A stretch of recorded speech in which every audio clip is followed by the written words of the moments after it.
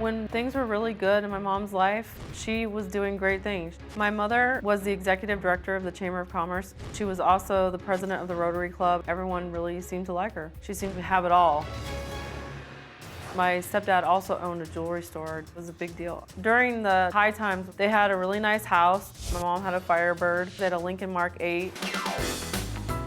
Anytime my parents would go to Vegas, they were treated like royalty. They would have the cabanas at the pool, the suites with the jacuzzi tubs. My mom was definitely living two lives. She would be drunk at night, partying it up, and then during the day, she was this outstanding executive director of the Chamber of Commerce. I really started to get concerned about the gambling. My parents started spiraling out of control. They would go to Vegas 2 or 3 times a month. They started losing everything. They lost their jewelry store, they lost the house, the cars. They could barely make ends meet.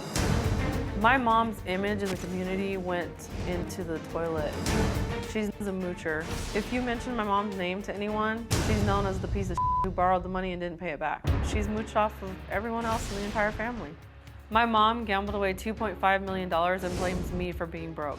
Now my mother is on the verge of being homeless, living in an RV. I tried to get my parents back on their feet. I started giving my mom $200 a month to help out with the necessities. She is expecting me to pick up the pieces for her because she's made all these decisions along the way. It's not my responsibility. I'm not her parent. You're saying she went from lavish lifestyles and spending all this money and rolling high and being in limos to now she's got her hand out saying, oops, that didn't work. Now you're supposed to take care of her.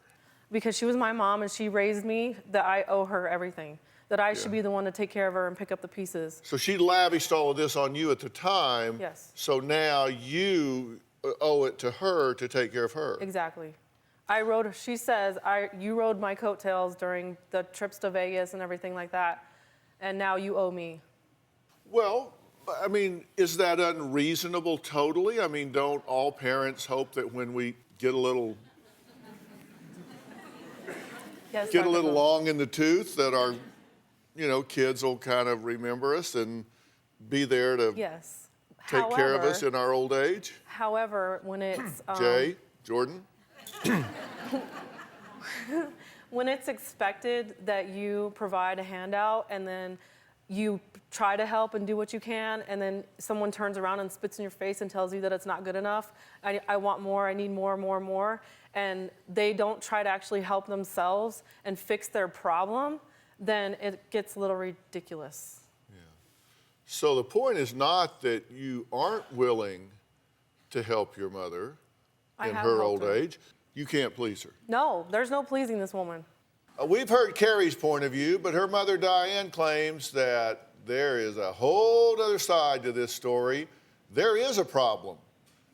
And she says it's sitting right here. So let's hear Mom's point of view. Right now, my daughter, Carrie Lynn, and I do not have a relationship. I'm sick and tired of the way she treats me. She becomes hateful, mean, nasty. Then she turns it around and says it's my fault. How dare her? I call her my horrid little child. She's just a horrible person.